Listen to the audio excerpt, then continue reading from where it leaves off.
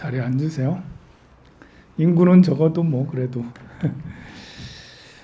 추석은 요즘 말로 하면 이제 추수감사절 같은 말이죠. 이제 가을에 가을거지를 해서 우리는 옛부터 조상님 전에 제일 먼저 드려야 된다고 생각을 했으니까 제일 맛있는 게 있으면 우리 집에 대주 제일 어르신한테 먼저 드리는 게 우리 고유의 명절인 것처럼 1년에 수확한 것이 이제 막 나오는 시기에 우리 조상님한테 먼저 드려야 된다고 생각을 해서 추석에 차례를 지내고 그렇게 했습니다. 그러니까 서양말로 하면 추수감사절, 땡스기빙 데이 뭐 이렇게 할 수가 있겠죠. 추수감사라는 것은 이렇게 가을일거지라면 또 이렇게 생각을 안 할 수가 없는 게 우리 실적은 얼마나 되냐? 이제 개인의 외적 실적에는 이제 이렇게 건강 실적, 자기 점검, 나의 건강의 실적은 어느 정도나 되나? 내가 실적을 잘 쌓아왔는지, 아니면 마이너스 실적이 되는지, 아니면 폭망했는지. 그리고 재산 실적도 실적이죠. 내가 이렇게 100만 원에서 1000만 원이 됐는지, 100만 원에서 90만 원, 80만 원이 됐는지. 거기에는 부동산이나 아니면 다른 것들도 다 포함이 되겠죠. 그리고 무엇보다도 마음의 실적. 우리가 뭐 이렇게 사람의 개인이 끝없이 계속 성장하기는 어렵거든요. 육체도 30대, 40대를 정점으로 찍고 계속해서 육체는 힘이 점점 떨어지니까 계속 마이너스 성장을 하기 마련인데요. 또 경제력도 마이너스 성장을 하기 마련이에요. 어느 정도 지나면 성장했다, 마이너스 성장했다, 성장했다, 마이너스 성장했다 이렇게 하면서 한 40, 50대 뭐 중후반 되면 그때부터는 이제 마이너스 성장을 하는 것도 경제적 성장, 경제적이라 할 수 있는데요. 유일하게 계속해서 플러스 성장을 할 수가 있는 것은 물론 이제 돈도 건강도 80세까지, 90세까지 크게 마이너스 하지 않고 나름 이제 어느 정도를 유지할 수가 있는데요. 마음도 마찬가지예요. 마음도 나이가 가면 갈수록 성장을 더 해야 되는데 과연 우리는 마음 성장을 잘 이루고 있는가? 잘 생각을 해봐야 될 것 같습니다. 마음의 성장의 척도는 어떻게 되냐? 이렇게 이제 건강 성장은 뭐 어느 정도 우리가 측정할 수 있잖아요. 내가 지금 건강이 어느 정도인가?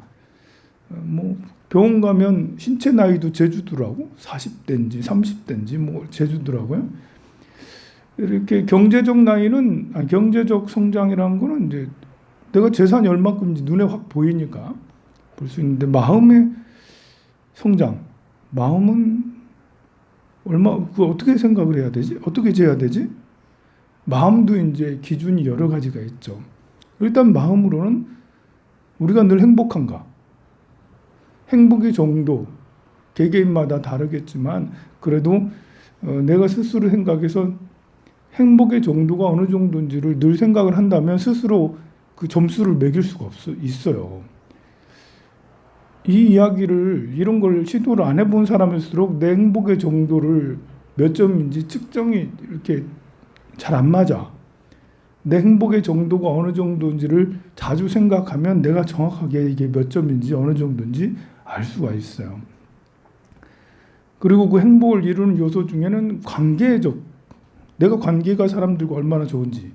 관계가 나쁘면서 난 행복해라고 하는 것은 이거는 이제 정말 행복한 것인가 이제 의심할 수도 있겠죠. 이렇게 여러 가지 척도를 생각을 하면서 나의 행복의 정도, 또 지적 수준, 지혜의 수준, 또 우리 부처님 제자들은 지혜를 이제 더욱더 성장을 해야 되니까요. 이제 묘관찰지, 성소작지, 또 평등성지, 대원경지하는 이 지혜의 정도가 어느 정도인지를 그것과 행복과 결부해서 우리는 기분 좋아 이것만 행복한 거라고 하진 않아요. 이런 그 묘관찰지, 대원경지, 평등성지, 성소작지 같은 지혜가 함께 이루어져야지 그래야지 이제 그것을 보고 행복하다라고 이제 생각을 합니다. 행복의 기준이 조금 더 촘촘하고 조금 더 이렇게 현실성이 있어야 된다라는 거예요. 무너지지 않은 행복이어야 된다는 거예요. 계속 이렇게 기분이 좋았어. 아들, 딸도 잘 되고 뭐 돈도 나 좀 괜찮고 건강도 괜찮으니까 괜찮았어. 그런데 어느 순간 뭐 경제적으로 충격이 생기든 아들, 딸이 어떻게 되든 내 몸이 어떻게 되든 그때부터는 불행해. 이것은 이게 무상한 행복인 거죠. 깨지지 않는, 무너지지 않는 행복을 가지려면 지혜가 함께 해야 됩니다. 어제 뉴스를 보니까 우리나라가 이제 글로벌 혁신 지수, 뭐 UN 기구에서 WIP 뭐 어쩐 거 이런 거에 대해서 글로벌 혁신 지수를 발표를 했는데요. 우리나라가 5위라고 하더라고요. 야, 이제 이렇게 우리가 그런 걸 발표할 때 이게 어느 기관에서 발표했느냐, 이것이 참 중요해요. 이제 생뚱맞은 곳에서 저 어디 뭐 잘 알지도 못하는 나라에서 잘 알지도 못하는 기관에서 발표한 거라면 믿음이 별로 없고, UN 산하기구에서 발표했다니까 글로벌 혁신 지수에서 우리 1등이 스위스더라고요. 제가 스위스의 그 강소 국가라고 지난번에도 설명을 드렸죠. 세계 제일 GDP 1등 하면 룩셈부르크, 그 다음에 스위스 막 이러거든요. 어떤 때는 스위스가 1등하고 막 그래요. 인구가 이제 1000만 명이 안 돼가지고 인구가 작아서 그렇지, 이렇게 인구가 작으니까 경제 규모가 크진 않아요. 하지만 1인당 GDP는 제일 높아요. 그리고 가지고 있는 장점들이 굉장히 많은 그 산업이 앞으로도 계속해서 성장할 수 있는 산업을 많이 가지고 있는 나라가 스위스인데, 역시 글로벌 혁신 지수에서도 스위스가 1등했어요. 그 말은 앞으로도 스위스는 지지 않을 수 있다. 계속해서 성장할 수 있다. 미래 산업과 관계된 것들을 계속 하고 있으니까요. 3등이 미국이고 4등이 영국이고 우리나라가 5등이에요. 뭐 중국이고 일본이고 다 이제 10몇 등이고 막 이런데요. 특이한 것이 싱가포르가 8위인가 그래요. 싱가포르는 작년도 재작년도 8위인가 그런데, 우리는 대한민국 사람들은 싱가포르의 어떤 경쟁력을 잘 모르는 사람이 많은데, 사실 싱가포르는 세계적 선진국이라 할 수가 있어요. 작아서 그렇지, 도시국가라 그렇지. 우리나라는 작년에 비해서 작년엔 10위였다 하더라고. 작년에 비해서 5단계나 상승을 한 건데요. 우리나라가 잘한 건지 다른 나라가 쭉 떨어진 건지 이거는 잘 모르겠지만 어쨌든 등수로서는 슝 올라간 것 같습니다. 우리가 이제 이렇게 객관적 판단을 이라는 것은 어떤 지표가 가장 이제 현실성 있고 지표를 기준으로 하는 게 참 좋다라고 생각을 해요. 그렇다고 지표가 좋다고 다 좋다라는 건 아니에요. 우리가 생각할 때는 글로벌 혁신 지수, 국가 경쟁력, 뭐 대한민국이 상위권이라는데 우리가 피부로 느끼기엔 안 그렇잖아. 울산에 사는 우리들은 아닌 것 같은데 자영업이 굉장히 힘들고 울산의 산업들이 굉장히 힘들고 이건 아닌 것 같은데 라고 이렇게 하니까요. 그러니까 지수가 모든 걸 대변하는 건 아닌데 객관적 판단을 하는 데는 도움이 될 수가 있다. 그런 의미에서 이렇게 보면 그 현 정부를 계속 들어와 가지고 대부분의 국가적 지수는 굉장히 좋아요. 우리나라가. 그러니까 그 문정권 들어와 가지고 우리나라가 빨갱이가 될 거다, 뭐 국가가 폭망할 거다, 이런 소문들이 굉장히 처음에는 많았는데 지금 4년 넘게 4년 반이 지나면서 이렇게 지수들을 쭉 살펴보면, 성장한 것들을 살펴보면 그럼 이제 굉장히 상승하고 올라갔다라는 거죠. 그러니까 최소한 망하지는 않고 뒷걸음치지는 않았다라는 거예요. 그런 것들도 우리가 잘 판단을 하고, 정치권에서 얘기하는 것들, 주변에 사람들이 얘기하는 것들도 참고를 해야 되겠지만 더 중요한 것은 이제 객관적 지표인 것 같습니다. 영국이 4위라는 것이 약간 이제 영국이 4위나 되나? 약간 좀 놀랍긴 한데요. 요즘에 영국이 유럽 연합에 탈퇴하면서 그걸 뭐라고 하더라? 브렉시트죠. 브렉시트를 단행을 하면서 영국이 참 쉽지가 않아지고 있어요. 영국 같은 데는 노동자들을 구하기가 어렵다라고 그래요. 예를 들면 트럭 운전수 그 연봉이 거의 뭐 8천만 원, 9천만 원, 1억 가까이 돼요. 연봉이 이제 트럭 운전수 하시는 분들의 연봉이 8천만 원, 9천만 원, 1억이라면 그거 괜찮지 않아요? 좋잖아요. 그런데 서로 안 하려고 한대. 그 부족한 사람이 한 10만 명, 20만 명이 부족하대. 트럭 운전수가 10만 명이 부족하대. 서로 안 하려고 한다고. 이 브렉시트가 생기고 나서 더 심한 현상이라고 그러는데요.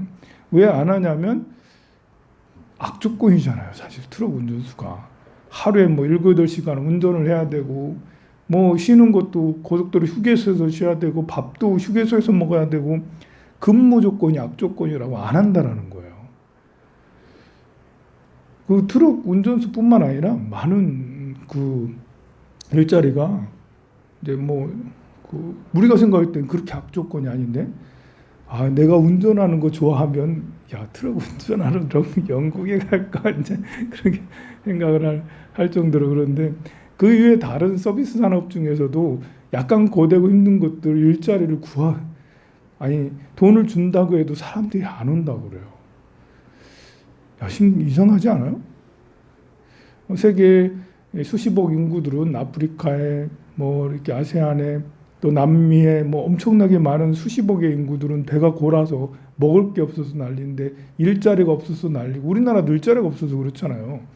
그런데 미국도 고용하려니까 이제 사람이 지원을 안 해서 임금이 올라가고 영국도 그러고 있고 영국 같은 데는 이제 브렉시트를 해체하면서 이제 EU에 있던 이제 유럽에 있던 사람들이 영국에 와서 노동자 근로자들을 많이 했는데 트럭 운전수도 EU에 있던 사람들이 글로 와가지고 많이 하고 그랬거든요. 근데 브렉시트 탈퇴하면서 서류나 이런 것들 하기가 어려운 거예요.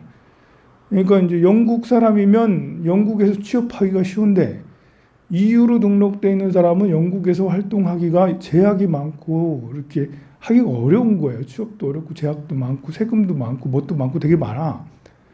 그러니 참 난감한 상황. 그래서 일자리가 100만 명 넘게 부족하다라는 거예요. 이렇게 일할 사람이 100만 명 넘게 부족한 곳이 영국이래. 이런 나라가 이 세상에 있나? 거의 완전 고용은 아니죠. 가고 싶은 사람, 그런 일자리를 원하지 않으니까 분명 이렇게 그 실업자는 있긴 있어. 근데 일자리는 100만 개 넘게나 부족해. 그 100만 명 넘게나 사람 일손이 부족해. 이거는 좀 이제 그래 참 우리나라도 그런 현상들이 점점 앞으로 그렇게 되지 않겠나 그런 생각이 많이 듭니다. 중국은 어제도 얘기했지만 공동 부유하면서 헝다 그룹이 완전히 거의 망할 지경에 이르니까요. 그게 리먼 사태를 불러올 만큼 강력하신 것이 될 거라는 것이 세계의 어떤 다시 큰 공포에 휩싸여. 2008년도에 이렇게 그 리먼 사태가 생기면서 전 세계가 휘청했잖아요. 그때 유럽도 굉장히 힘들었는데요. 유럽이 가만 보면 2000년부터 2020년까지 20년 동안 성장한 것이 한 38% 정도밖에 성장하지 않았어요. 32%인가요? 그러니까 1년에 한 1, 2%, 1.5% 이렇게밖에 성장을 하지 못했거든요. 이건 저성장이에요. 2% 이상은 성장을 해야 되는데, 그러니까 20년 동안 유럽은 별로 성장하지 않았어요. 근데 우리나라는 이제 20년 동안 폭발적 성장을 했죠. 1990년도 생각을 해보면 한 15,000달러 했었나요? 1인당 국민소득이? 그 정도 했었을 거예요. 2000년도에. 근데 지금은 2021년도는 32,000달러 이러잖아요. 그러니까 그때보다 지금 200%나 성장을 했는데 우리는 200% 성장할 동안에 이유는 성장을 거의 안 하고 조금 성장을 하고 30% 정도밖에 성장을 하지 않았단 말입니다. 그런 것이 우리 앞으로 또 다가올 것이 우리도 준비를 해서 그런 일이 없도록 해야 될 텐데요. 이유가 왜 그렇게 성장하지 않았는지, 또 현재 우리가 직면한 상황이 뭔지 이런 것들은 충분히 생각을 해봐야 될 것 같습니다. 이번에 중국이 어떤 일들이 벌어질지는 잘 모르겠지만 그 공포가 세계에 확산되고 있는 것 같은 느낌도 들고 있어요. 우리나라가 이제 글로벌 혁신 지수에서 5위를 한 것은 가만 보면 이렇게 그 R&D 투자, 그러니까 연구 개발 이런 게 투자를 많이 하고 테크 산업 이런 데도 굉장히 그 밝게 돼 있고, 정부의 이런 정부에서 진행되는 공무원 사회 이런 것들에서 전자화된 이런 것들이 굉장히 발달돼서 그 지수를 여러 개 재는 것 중에 9개가 우리나라가 1등이라 하더라고요. 우리나라는 잘하는 것도 있고 못하는 거 있는데 9개나 거기 중에 1등이었다라는 것은, 그래서 5위를 했겠지만 굉장히 경쟁력이 있지 않나 생각이 듭니다. 우리 황룡사는 경쟁력 있나? 우리 황룡사는 다른 절에 비해서 경쟁력이 있을까요? 여러분들은 있다고 생각하나요? 황산 스님은 다른 스님들에 비해서 경쟁력 있나요? 떡 만드는 데는 경쟁력이 오늘 떡 아주 잘 만들었으니까요. 맛있게 드시고요. 여러분들은 다른 사람들에 비해서, 동년배에 비해서 경쟁력이 있습니까? 경쟁력 있죠? 있는 것 같아요. 그러니까 새벽기도도 다니시고 그래. 우리 같이, 제가 경쟁력이 있습니까? 여러분들도 같이 있는 거죠. 끼리끼리 모이는 거 아니겠습니까? 그렇죠? 성불하세요.